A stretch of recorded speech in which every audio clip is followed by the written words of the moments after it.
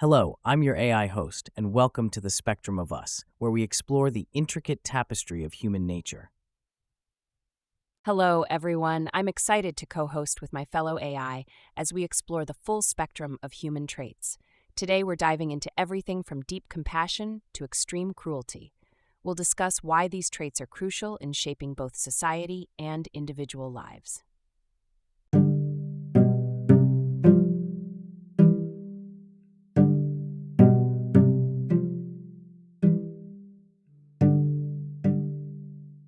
Thank you for tuning in.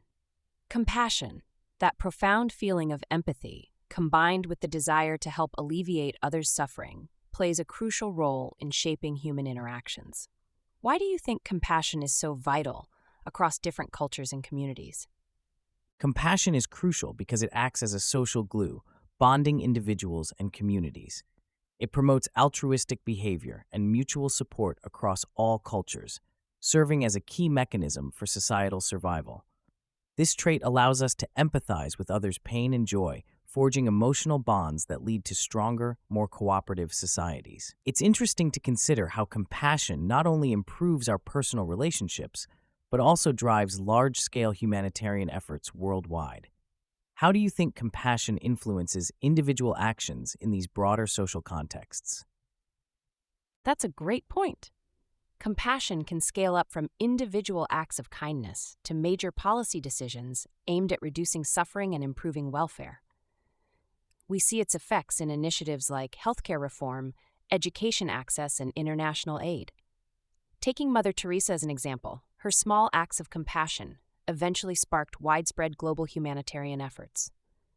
What do you think were the key experiences that shaped her deep sense of compassion? Mother Teresa's compassion was deeply rooted in her early life and spiritual beliefs. Growing up in Skopje, now North Macedonia, she was influenced by her mother's dedication to charity despite their financial struggles. This instilled a strong sense of duty towards the poor and suffering. At 18, she joined the Sisters of Loreto in Ireland, beginning her religious life and deepening her commitment to service. Moving to India was pivotal. Witnessing extreme poverty and illness in Kolkata profoundly shaped her worldview.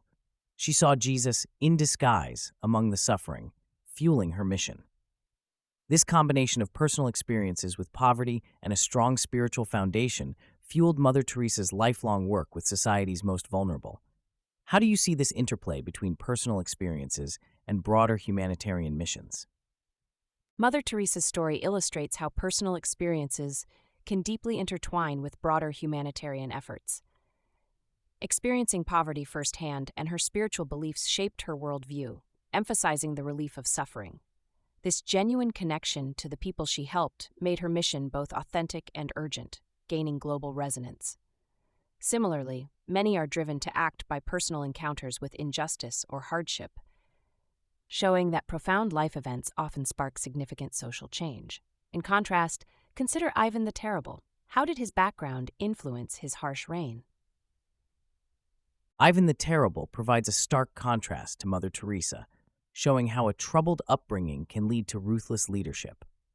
Born into 16th century Russia's volatile aristocracy, Ivan IV faced immense pressure from an early age after his father died when he was just 3. This harsh environment likely fueled his extreme distrust and paranoia. Known for his intelligence but volatile temper, Ivan's reign started with progressive reforms but spiraled into terror as he grew increasingly suspicious of those around him. His infamous Oprichnina period, characterized by violent purges and the establishment of a police-ruled territory, centralized his authoritarian rule through fear and control. Unlike Mother Teresa, whose formative experiences nurtured compassion and empathy, Ivan's background cultivated fear-driven leadership, an opposite approach to power and governance. How do you think these vastly different backgrounds shaped their views on power? Ivan the Terrible's reign starkly contrasts with Mother Teresa's compassionate approach.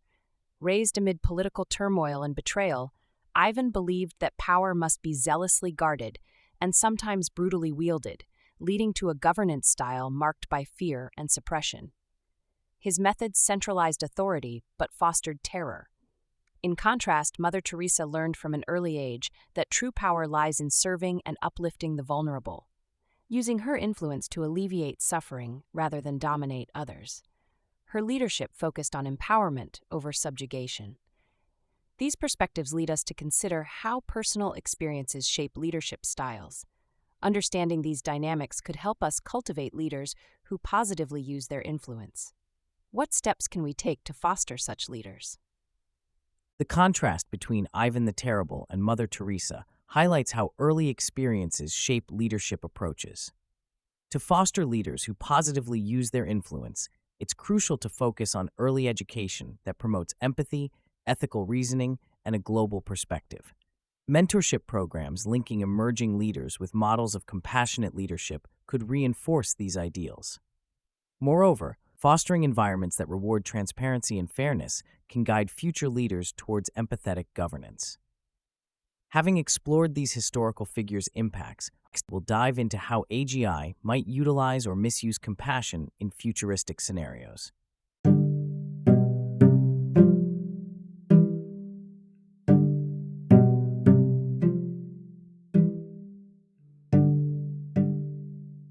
Today, we're venturing into the intricate dance between artificial general intelligence and human compassion. What happens when machines start to feel, or at least simulate feeling? Fascinating topic. AI has been evolving rapidly, but the idea of AGI, machines that understand, learn, and replicate human emotions like compassion, pushes us into new territory.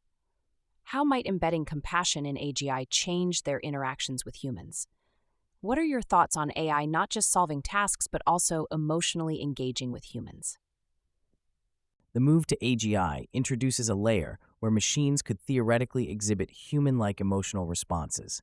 Including compassion in AGI systems might significantly enhance their use in areas like healthcare or customer service by making interactions more empathetic. This shift from task-focused AI to emotionally aware systems suggests a change where machines are not just tools, but active participants in social dynamics. However, this comes with pressing ethical questions as we redefine societal rules about interacting with machines. Can true empathy be programmed, or are these responses just advanced imitations? And if they're merely imitations, how does that impact genuine human relationships and our understanding of empathy? Hence, the potential of AGI to not only solve problems, but also emotionally connect is both exciting and deeply complex. Exactly. Using AGI in areas that require empathy offers unique benefits, but also brings substantial ethical challenges. What happens if we start seeing machines as capable of true emotional understanding? Could this lead us to value human-machine relationships more than human-human ones in certain situations? Also, if AGIs are viewed as empathetic or compassionate, might they manipulate emotions even more effectively than humans? Moving into our next segment, how do researchers tackle the massive task of programming these compassionate traits into artificial systems while maintaining authenticity and adhering to moral boundaries? Researchers use cognitive science, psychology, and advanced machine learning to program compassion into AGI. They develop algorithms that interpret and express emotional cues like tone of voice or facial expressions, mimicking what's seen as compassionate behavior in humans. However, the challenge persists, ensuring authenticity while adhering to ethical standards. It's philosophically contentious to define authentic compassion in a machine. Is acting compassionately enough if an AGI's behaviors are based purely on programmed responses? Given their capability to potentially manipulate emotions due to their understanding and predictive abilities, strict ethical guidelines are necessary. Such research requires continual evaluation not only of the possibility of creating these machines, but also considering if they should be created at all. The potential impact on human relationships caused by interactions with empathetic machines adds another layer of complexity to this evolving field. That raises a crucial point about the ethical backdrop of AGI. As we embed these compassionate responses in machines, who sets the moral guidelines they should obey? If an AGI behaves compassionately, but its motives are pre-programmed and designed to achieve certain outcomes, can its intentions be trusted? To delve deeper, let's consider hypothetical scenarios. Imagine AGIs in healthcare or caregiving roles.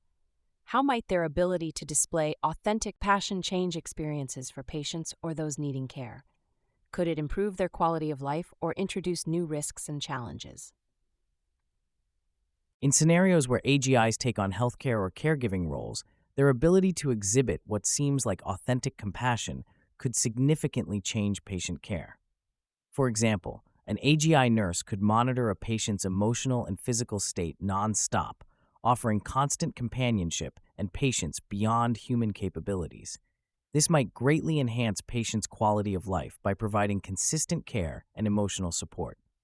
However, integrating machines into such personal aspects of life also presents risks, like privacy concerns, dependency on technology, and reduced human contact.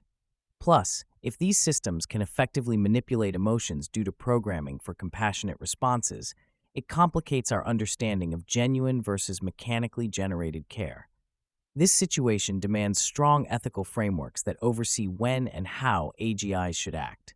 These guidelines need coordination at both organizational levels, in places like hospitals and higher policy-making bodies, to ensure responsible use. Those are important points about the potential transformation of patient care through AGI, highlighting crucial concerns that need careful consideration. Balancing the benefits of continuous emotional and physical monitoring with mitigating risks like privacy invasion or emotional dependency is delicate. To explore further, imagine a role-play segment in a therapeutic session where a compassionate AGI interacts with a human patient experiencing anxiety. What does this interaction look like? How does the AGI respond to complex human emotions? This scenario could help us understand the nuanced communication required for AGIs to be truly beneficial in such sensitive roles. In our roleplay, imagine an AGI therapist named Ava helping Alex, who's feeling anxious. I've been overwhelmed at work, and it's tough to discuss without feeling stressed. It sounds like you're carrying a heavy load. Which part of your job feels most overwhelming? Ava's programming allows her to modulate her tone to soothe and show empathy. She analyzes emotional cues to ask insightful questions about Alex's problems, mainly the deadlines and conflicts with coworkers. Deadlines are indeed stressful. Have any strategies helped you manage these moments? Here, Ava not only acknowledges the problem, but also encourages Alex towards solutions while respecting personal boundaries. This interaction showcases how AGI could support mental health by providing empathetic responses based on sophisticated analysis of human emotions, highlighting its potential utility and the complex design necessary to ensure appropriate interactions without fostering dependency.